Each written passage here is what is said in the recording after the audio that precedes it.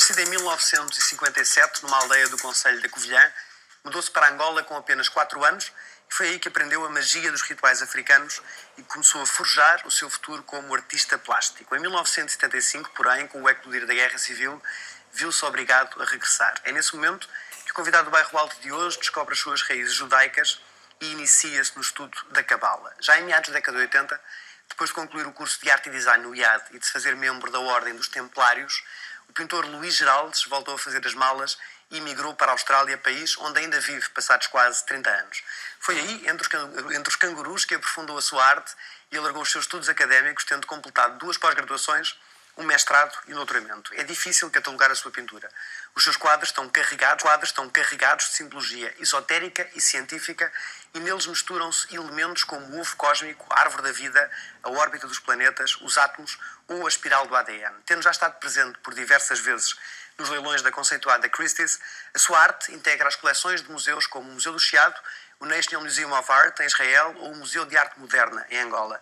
Agora, quem quiser conhecer de perto a obra de Luís Geraldes poderá visitar uma exposição do pintor, inaugurada ontem no Centro Cultural do Fundão e que estará patente até 6 de julho. A mesma retrospectiva seguirá depois para Salamanca, onde estará exposta desde 23 de julho até outubro. Boa noite, Luís. Olá, boa noite. Dizes que tudo aquilo que um artista pinta, independentemente do motivo, é um autorretrato. É um autorretrato porque pintar é uma incursão às memórias, aos registros que nós temos do nosso passado, das experiências quando somos crianças, muito antes até de falar, até tudo aquilo que faz parte de nós, desde o crescimento até aquilo que somos hoje. Portanto, o pintor, quando pinta, pinta-se. Nunca podes criar uma personagem e pintar através dessa personagem? Não, porque a carreira dos artistas normalmente começa por pintar a sua própria casa, o seu autorretrato, a sua família, as árvores do quintal ou da rua, e vai evoluindo sucessivamente mediante as experiências e os registros que temos dentro de nós, das nossas memórias, do nosso conhecimento, da nossa sabedoria e dos livros que se leem, das imagens que se veem. A pintura é um pouco o reflexo desse retrato que é o nosso registro. Eu disse na introdução que na tua pintura misturas muito simbologia esotérica com simbologia científica. Estes 2 mundos, a ciência e o esoterismo, para a maior parte das pessoas, veria estes 2 mundos como mundos antagónicos. Eu sei que tu não os vês assim. A arte, a ciência e o espírito na arte não existem separados. Eles complementam-se. Os elementos da ciência e os elementos do espírito, que o entre o visível e o invisível, são a complementação de um quadro, de uma escultura ou de uma peça de cinema. Portanto, está sempre relacionado, porque cria-se um balanço harmónico entre as duas correntes, entre o visível e o invisível. Quando falas em invisível, estás a pensar em quê? Estou a referir as correntes espiritualistas, as emoções, os nossos sentidos, o nosso desconhecido, o medo do desconhecido, as correntes filosóficas orientais, as correntes religiosas ocidentais. E a ciência, estou-me a referir aos organigramas das células, dos ADNs, da modificação da genética. Isso entra no visível ou no invisível? Porque o olho nu não está visível, não é? A ciência é o visível, o espiritual é o invisível. E sentes que o teu papel como pintor é, em cada quadro, fazer a junção desses 2 mundos? É criar a junção entre a ciência e o espírito. Pode dizer-se que estás a meio caminho entre o abstrato e o figurativo? É verdade. A meio caminho ou algures entre os 2 Para mundos? mim o abstrato não existe. O abstrato só começa quando a pessoa perde a capacidade de descodificar a obra. Ou seja, para mim a obra é sempre realista. Neste caso, daquilo que eu pinto, a obra é expressionista, com uma componente abstrata. Não quer dizer que não seja lida. O abstrato pode ser descodificado, de acordo com o conhecimento do observador. Disseste, já falámos há pouco, que cada obra é sempre um autorretrato, porque retrata, passa a repetição, porque mostra o percurso de vida, a evolução do pintor. Tu nasceste, também disse na introdução, em 1957, numa aldeia do concelho da Covilhã. Em que tipo de enquadramento familiar? Do ponto de vista profissional, do ponto de vista social, do ponto de vista religioso. O meu pai era mineiro, a minha mãe era doméstica. Nasci numa aldeia muito pequenina, foi o Val da Cerdeira, como mencionaste, e aos 4 anos parti para Angola. Aí o meu pai continuou a ser mineiro. A única diferença foi que cá era mineiro e lá era capataz, ou manager. Os meus pais eram analfabetos.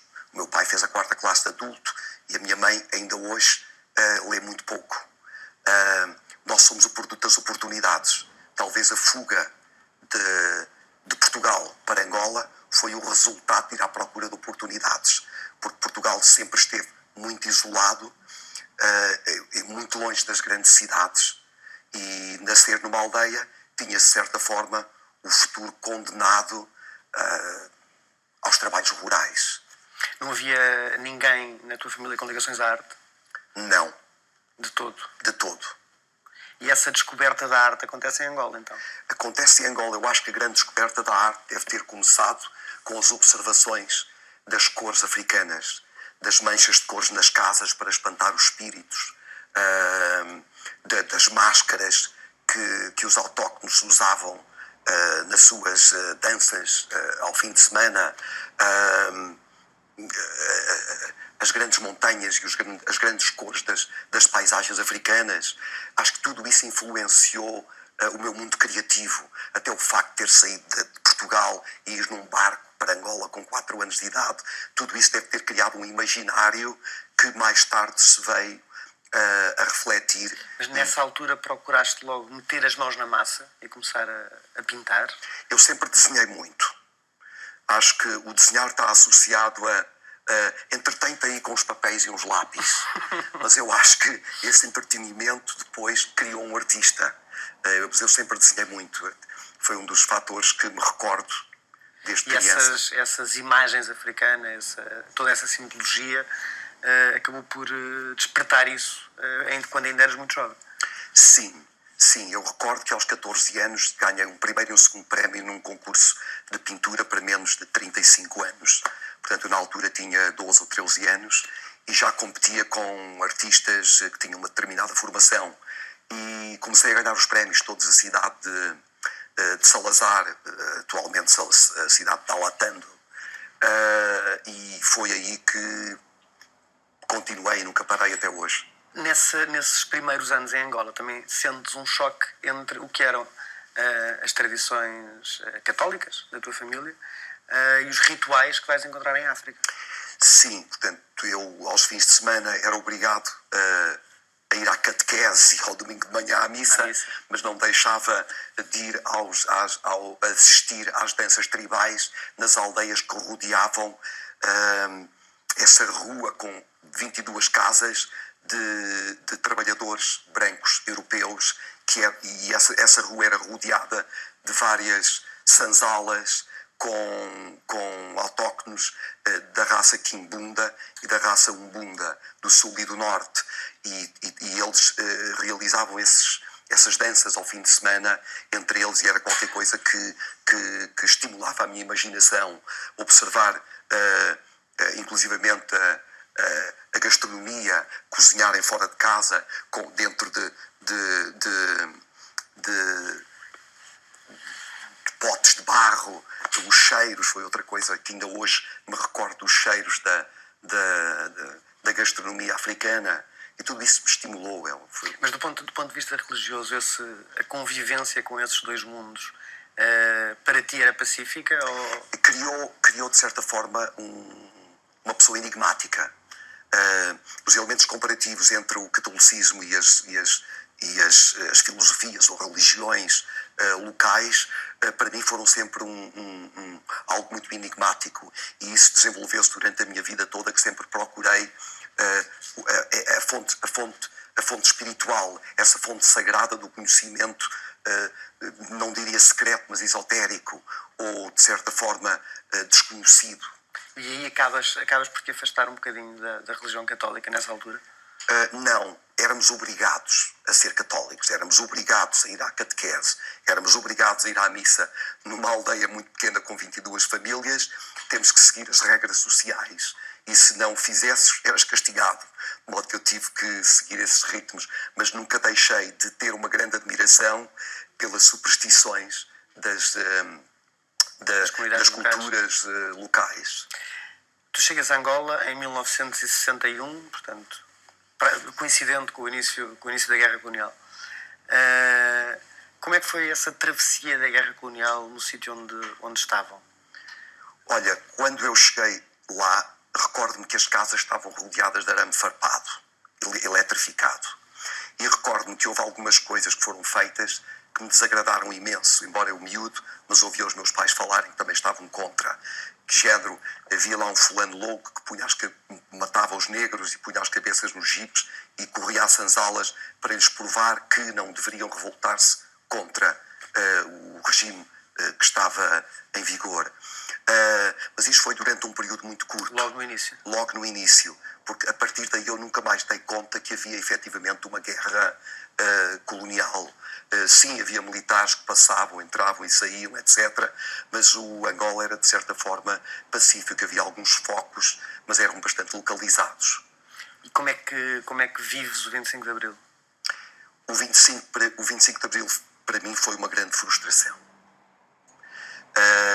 Como se sabe, o 25 de Abril foi criado por um descontentamento militar de algumas dezenas de militares que não foram promovidos e não ganhavam aquilo que gostavam de ganhar. Eu sempre fui contra a guerra.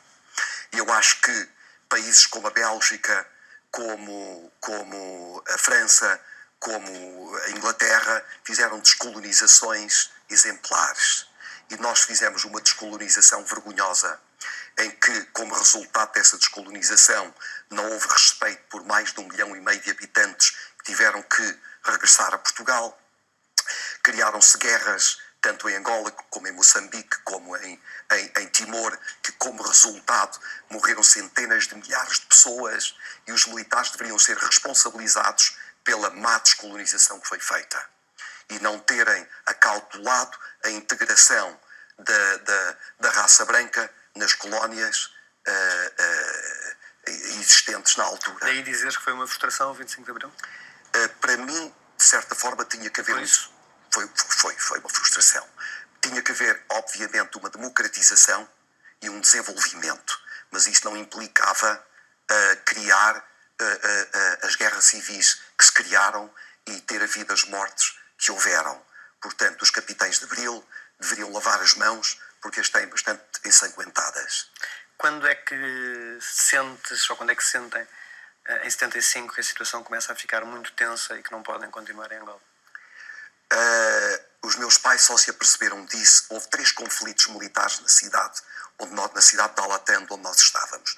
O primeiro conflito ganhou a UNITA e a FNLA, e o segundo também. O terceiro entrou um exército em 3 frentes na cidade de Salazar de cubanos que completamente dizimaram a oposição armada ao MPLA, e nós tivemos que nos refugiar no quartel militar e, consequentemente, abandonar a cidade em colunas militares em direção a Luanda. Como é que foi essa viagem até Luanda?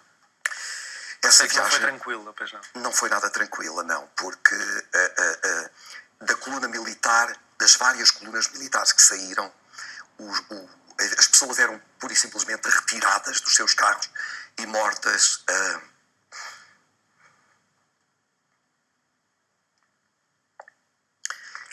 à beira da estrada.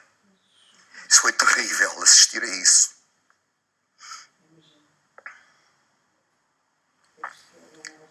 São as memórias que nós temos dentro de nós ainda. Que passam para a pintura depois, muitos anos depois, não é? Exatamente. E essa coluna militar estava à espera do meu pai para o matar. Luís, se quiseres mudar de assunto, podemos mudar. Não, sim, está bem, ok, podemos mudar. Acho que é demasiado trágico e doloroso. Então, chegada a Portugal. Chegada a Portugal em 1975. Isso também não foi fácil, não é? Mas aí regressas à tua aldeia de origem. Exatamente. Quando chegamos a Portugal, demos conta de um país muito atrasado. Demasiado atrasado. Ao ponto das mulheres não poderem sair de Portugal sem os maridos assinarem. Ao ponto das mulheres irem à missa cobertas com os véus negros.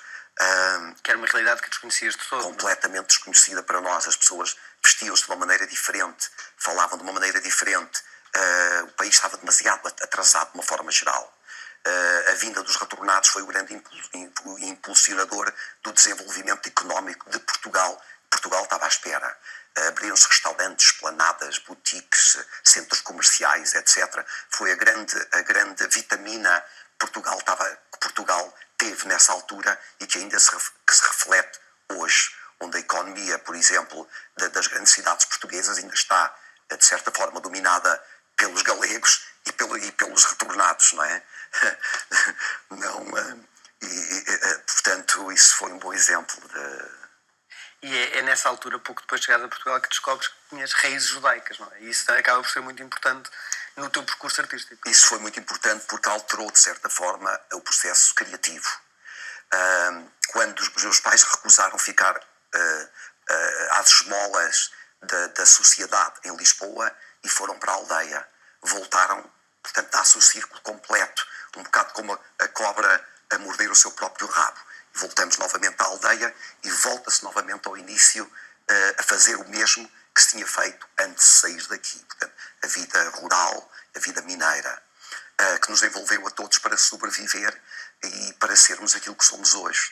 E com certo orgulho, as pessoas têm que saber descer às raízes e reconstruir e vencer, não é? À procura, obviamente, das oportunidades, porque nós somos um pouco o reflexo das oportunidades. E descobri então que a família dos Pereiras, que eram da parte da minha mãe, que não iam à missa e que às sextas-feiras à noite praticavam rituais um bocado estranhos. E eu questionei tudo aquilo e foi quando comecei a perceber que, efetivamente, quando houve a grande perseguição aos judeus e a expulsão da Europa ou assassínio nos pelourinhos espalhados pelo país fora, aos que não se queriam converter ao catolicismo, se refugiaram em determinados buracos do país. E a Beira Baixa tem uma particular presença de judeus entre a Guarda, Belmonte e Castelo Branco. Há um quadrado geográfico que ainda hoje possui sinagogas e as aldeias têm vários registros nas próprias casas em que representam a presença de judeus durante os últimos 300 anos. E isso abalou os teus alicerces, essa descoberta na altura? Abalou porque eu era católico, com determinado orgulho. E, obviamente, tive que fazer alterações no conhecimento que tinha absorvido até àquela altura. Deixei de ir à missa, comecei a ler livros sobre a Cabala, fui a Israel, fiz várias incursões às correntes dos marranos e dos sefreditas para perceber quem éramos. E cheguei à conclusão que a melhor coisa era não ser nada. E deixas de acreditar em Deus aí? Aí deixei de acreditar em Deus. Eu acho que Deus não existe. O que existe é o medo do desconhecido, que é o que nos faz acreditar no espírito, na religião. Mas, de qualquer forma, quando se vive em sociedade, há determinados padrões que nós temos que respeitar e não se podem ignorar. E, de certa forma, há 3 assuntos fundamentais na minha vida que eu não gosto de falar. Um é religião, outro é futebol e outro é política. Futebol não vamos falar. A menos que queiras. E como é que aparece aí a Ordem dos Templários? Tu entras para a Ordem dos Templários em 1981. Como é que se dá essa entrada e o que é que representa a Ordem dos Templários hoje? Olha, eu na altura fui convidado a participar, a entrar para a Ordem dos Templários, não sei como. Há um fulano de barbas brancas, já de idade, que me convida. Eu nem sabia para aquilo que ia. Mas, de certa forma, foi muito interessante ter entrado na Ordem dos Templários. Entrei, fui cavaleiro durante alguns anos e depois fui comendador, e continuo a ser comendador da Ordem. Dentro da Ordem fiz alguns estudos esotéricos, porque fui aconselhado a entrar para a Ordem Esotérica Iniciática de Lisboa e vinha às reuniões em Lisboa da Ordem Esotérica Iniciática e às reuniões da Ordem dos Templários, onde elas se realizassem desde a sede no Porto, na Rua Gonçalo de Cristóvão, 94, num dos andares desse prédio, e outros locais, não é? Fui iniciado em Tomar, e acho que foi muito interessante porque ajudou-me a compreender uma quantidade de conhecimentos, que eu sempre fui uma pessoa muito, muito curiosa e gosto de descobrir o desconhecido. E a Ordem dos Templários contribuiu para eu ir à procura do conhecimento e da sabedoria do que foram as culturas, desde os desenhos dos petroglifos até aos desenhos mais recentes que nos aparecem em cavernas e rochas espalhadas por esse país fora. Também já disseste numa entrevista que ser cavaleiro da Ordem dos Templários contribuiu para ultrapassar a traumática experiência dos horrores da Guerra Civil e as dificuldades que sentia por me sentir deslocado das minhas raízes. Em que medida é que isto aconteceu? Isso devido à integração na sociedade portuguesa. Até então, eu sentia-me, de certa forma, desintegrado, mais ligado à família do que ligado à sociedade. A sociedade rejeitava os retornados. Os retornados foram perseguidos, de certa forma, em vários locais do país, vinham roubar os empregos aos portugueses, tomavam iniciativas e empregavam-se entre as famílias, etc. Houve uma grande oposição das pessoas em Portugal contra a vinda desse 1,5 milhão de pessoas que vieram para Portugal. E a entrada para a Ordem veio-me integrar dentro de um padrão social e cultural muito interessante, e isso contribuiu efetivamente para ultrapassar e diminuir efetivamente essa tensão entre o mundo dos locais e do mundo das pessoas que tinham vindo. Era essa altura que passas a incorporar na tua pintura todo um manancial de símbolos, toda uma simbologia relacionada com a cabala, por exemplo. Foi imediatamente no momento em que tomas contacto com essa realidade, ou é algo que aparece mais tarde? Não. Foi a partir do momento em que eu comecei a fazer a investigação da Ordem e a analisar os percursos da Ordem desde a sua fundação em 1119 até aos nossos dias, e a transformação da Ordem, dos vários percursos que teve, desde a proibição no século XIV até à clandestinidade, etc., e a transformação da Ordem dos Templários para a Ordem de Cristo, etc. Não é?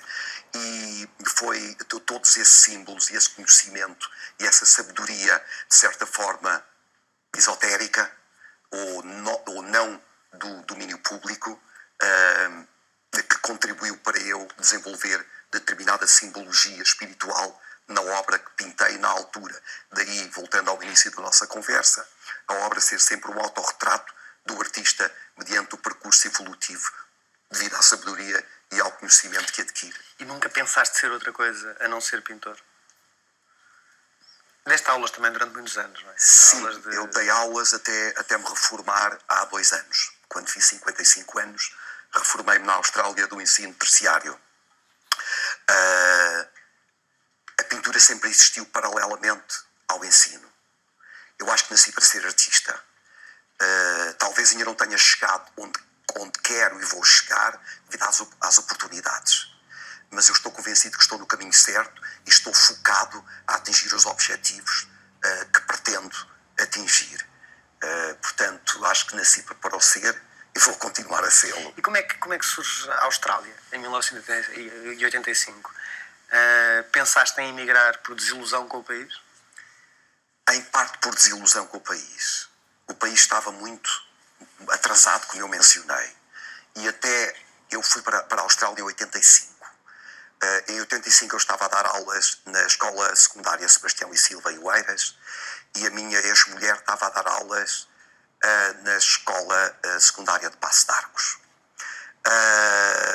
Tínhamos 3 filhos, tínhamos uma vida normal, classe média, mas não chegava, e estávamos descontentes envolvimentos, de certa forma, com o regime político, social, económico, e foi uma aventura. Fomos à Embaixada da África do Sul inicialmente para ir para a África do Sul.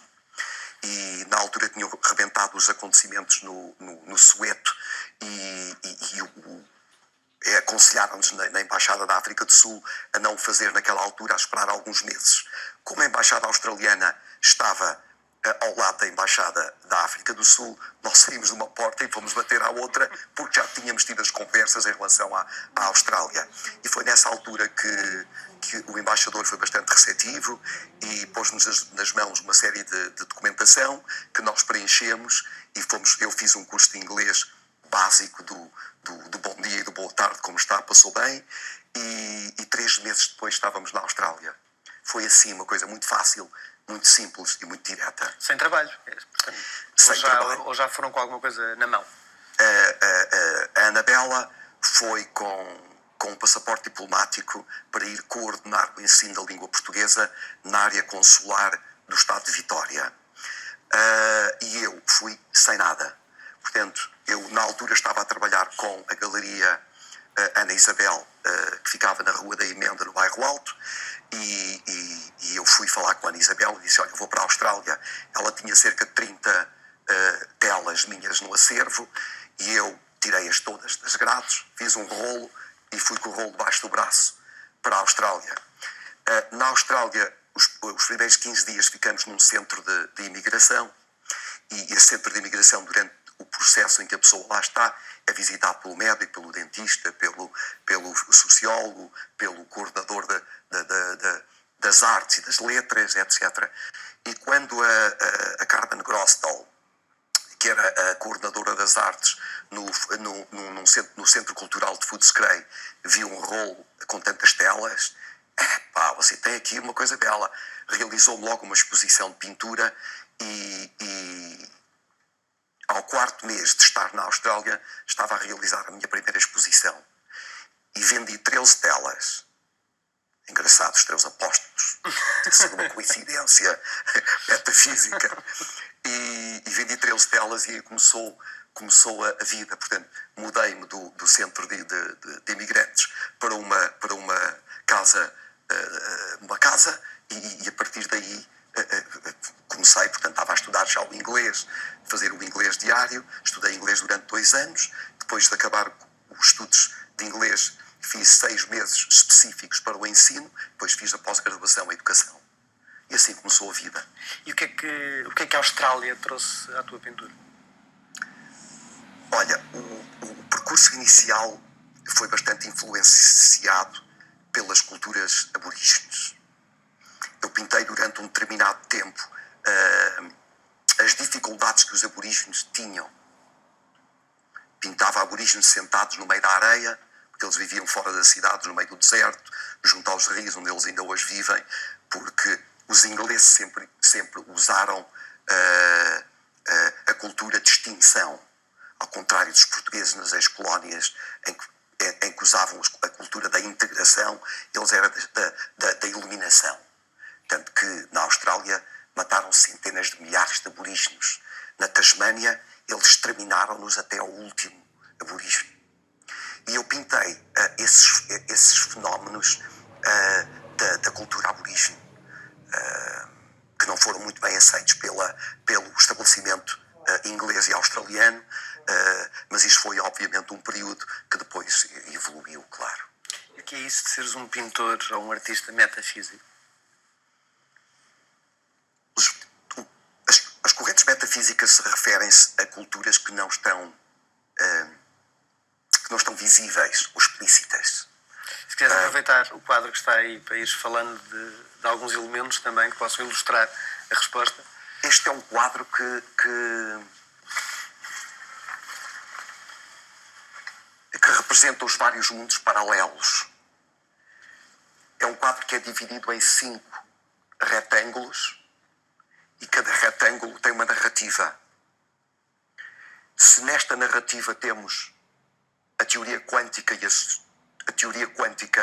e os vários universos de uma forma elíptica que giram em torno de si próprios na nossa galáxia, que consequentemente faz parte das várias galáxias e do universo a que pertencemos, consequentemente dos vários universos que compõem o cosmos. Portanto, isto é um mundo que está acima e abaixo, a norte e a este e a oeste de nós. Não é? Porque somos, obviamente, uma galáxia que está na ponta do braço do nosso universo. Aqui represento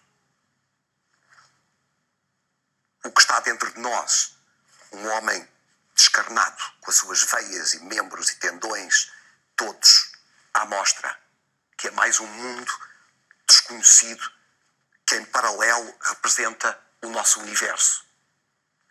Acima temos o elemento atómico, do átomo, e aqui em cima totalmente abstrato.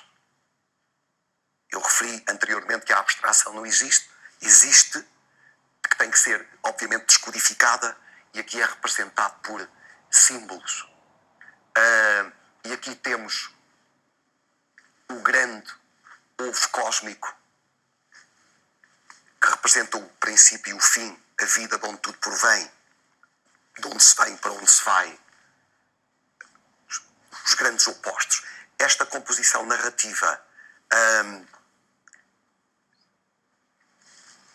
é mais uma vez o retrato das minhas preocupações, das preocupações daquilo que eu vejo e daquilo que eu não vejo. Uma vez mais voltamos ao fator científico e ao fator espiritual.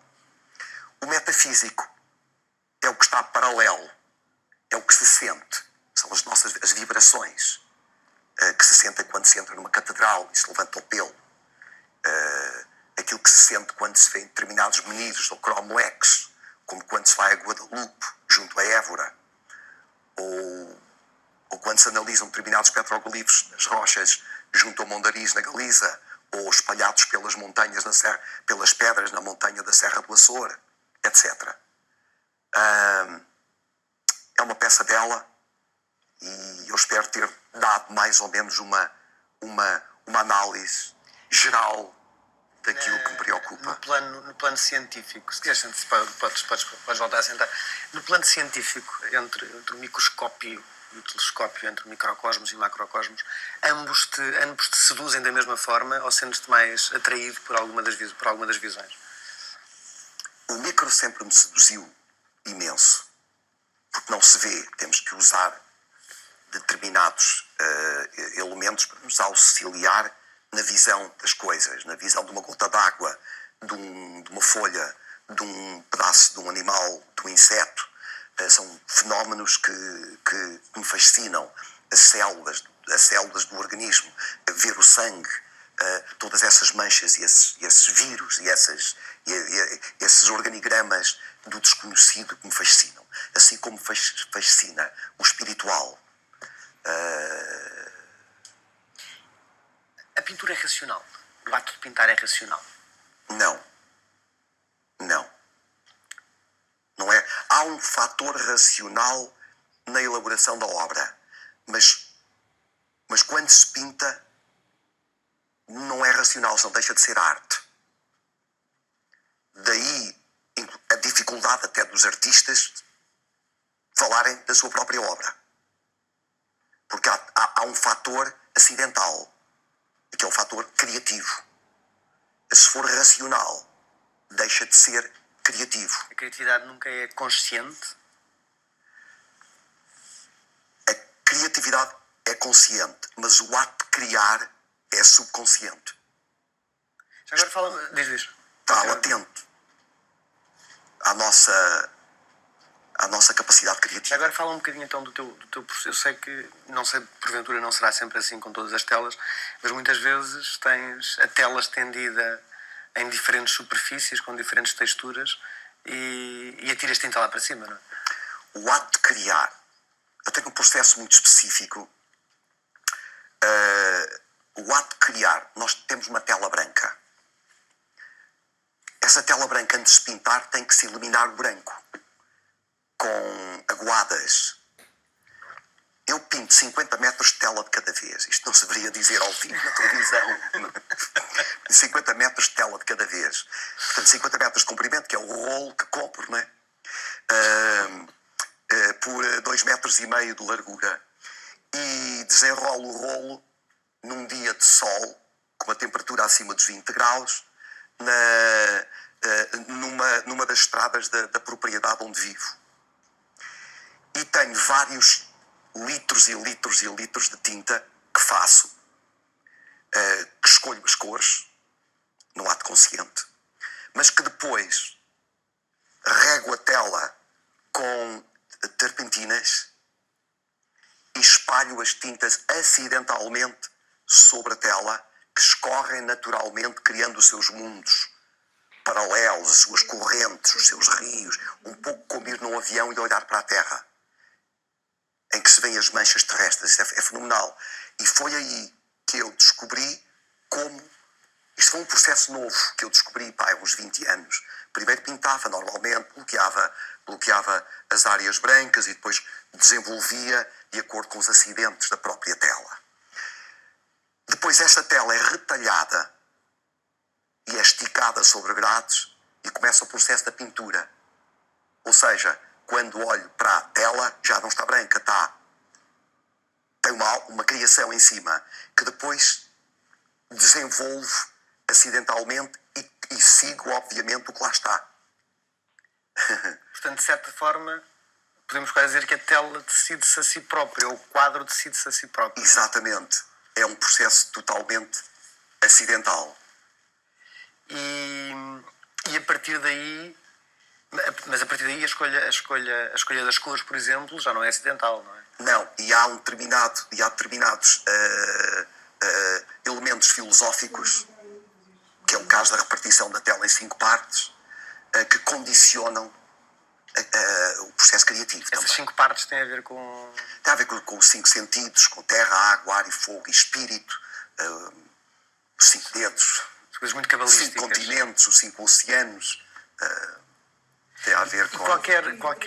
Qualquer estado de espírito serve para criar. Seja raiva, alegria, tristeza, paz.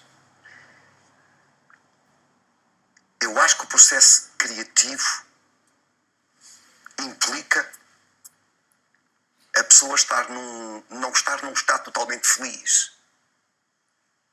Ou seja, talvez tenha que explicar isto por outras palavras. Não é que um indivíduo que esteja feliz não possa pintar. Mas estás feliz, vais beber um copo. Ter alguma inquietação. O pintor necessita de uma determinada bipolaridade, ou esquizofrenia, ou alteração emocional, para poder criar as melhores obras. Não é que não crie obras noutras alturas, que são obras menores, mas as grandes obras dos grandes artistas foram criadas com estados emocionais bastante elevados. Temos o exemplo do Picasso, a grande obra do Guernica. Temos o exemplo do Goya, com o fuzilamento do 1º de Maio. Temos exemplos de pintores e escultores de todo o mundo que pintaram os melhores trabalhos sempre debaixo de uma determinada tensão de bipolaridade, de mundos opostos. O Picasso, que é considerado, e eu considero o Picasso também o maior artista de todos os tempos, é indiscutível. Nem é bom pensar noutro fenómeno. Criou as suas grandes obras sempre com estados de grande tensão. Ele casou 7 vezes. 5 mulheres suicidaram-se e 4 mulheres suicidaram-se e 3 acabaram em psiquiatrias. Foi um pintor sempre com um grande domínio de pressões e tensões internas e externas, que contribuíram para ser aquilo que ele foi. Não estou a dizer que os artistas tenham que seguir o exemplo do Picasso, tenho que referir e sublinhar isso.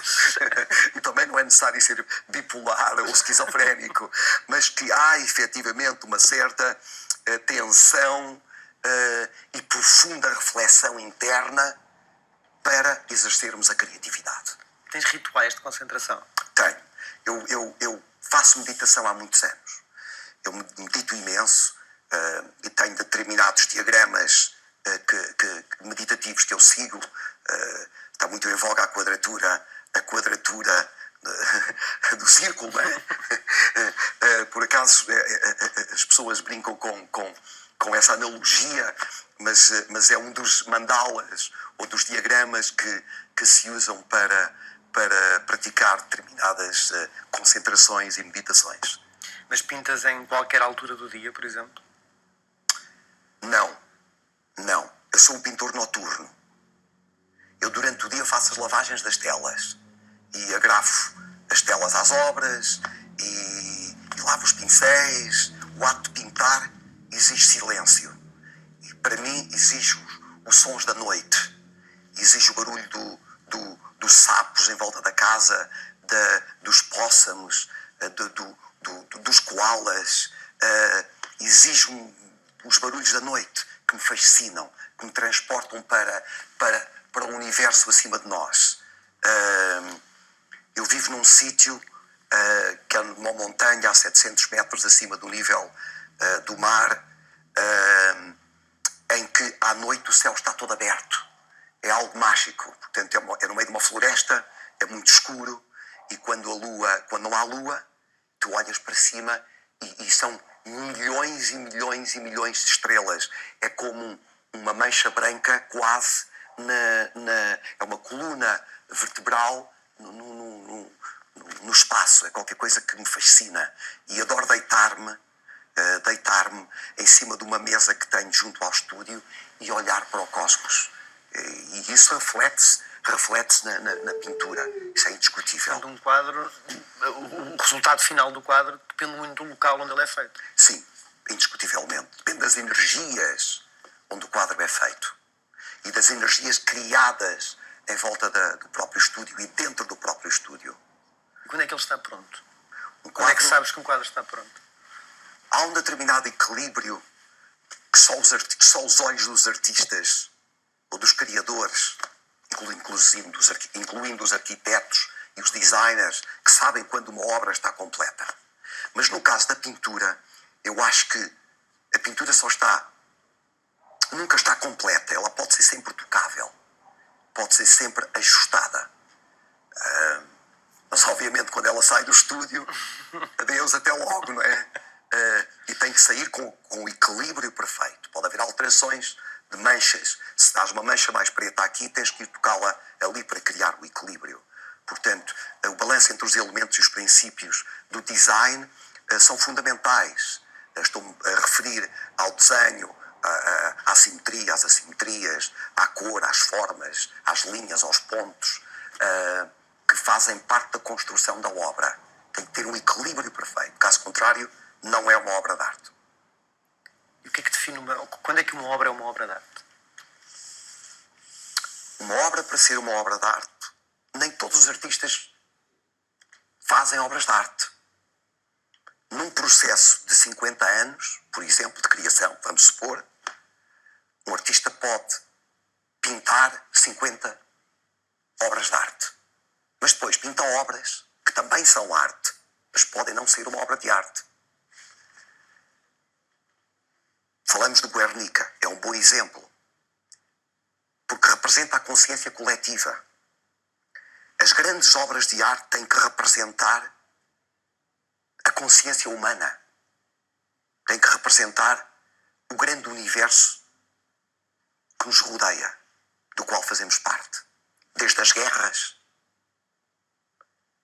que são ritos de passagem na nossa evolução, até às grandes descobertas científicas. A obra de arte, quando é obra de arte, é fácil de vê-la como obra de arte. Sente-se quando se vê. Sente-se quando se vê. É como uma obra de um Gabriel Garcia Marques. O 100 anos de solidão. É como uma ópera ou uma composição do Wagner, como uma obra do Goya, uma vez mais. Voltamos aos grandes artistas da humanidade e do Miró, que está agora muito em voga. Portugal libertar uma coleção de 85 quadros, deixá-la ir para o mundo, quando podia ser o grande prestígio nacional da nossa cultura, termos o Museu do Miró em Lisboa ou no Porto, que podia ser visto para a eternidade pelas futuras gerações. É uma irresponsabilidade coletiva deixar sair a obra de Portugal. Como também é uma irresponsabilidade coletiva não termos os museus que deveríamos ter. Não termos um grande Museu Nacional de Arte Contemporânea. É uma irresponsabilidade das entidades da Secretaria de Estado da Cultura não terem uma Câmara das Artes que administre prémios nacionais, que estimule e crie objetivos dos artistas que trabalhem para determinados objetivos dos grandes prémios nacionais, como existem em quase todos os países do mundo. As grandes câmaras da arte que atribuem prémios, bolsas, estúdios, residências, etc. Mas não quero falar nos aspectos de tensão. Luís, de tensão. agora estavas a falar de religião, já falámos, agora estavas a falar de política. Para falar de futebol não vamos ter tempo. Não vamos ter tempo. Não vamos ter tempo, porque chegamos ao fim. Eu ainda não sei quem é que ganhou o campeonato nacional e acho que... Foi Benfica. Foi Benfica. Chegamos ao fim. Grande Benfica. Chegamos ao fim desta conversa. Muito obrigado. Obrigado por ter cá estado. Até à próxima. E nós também. Até à próxima semana, aqui à mesma hora, para mais uma noitada de conversa. Até lá.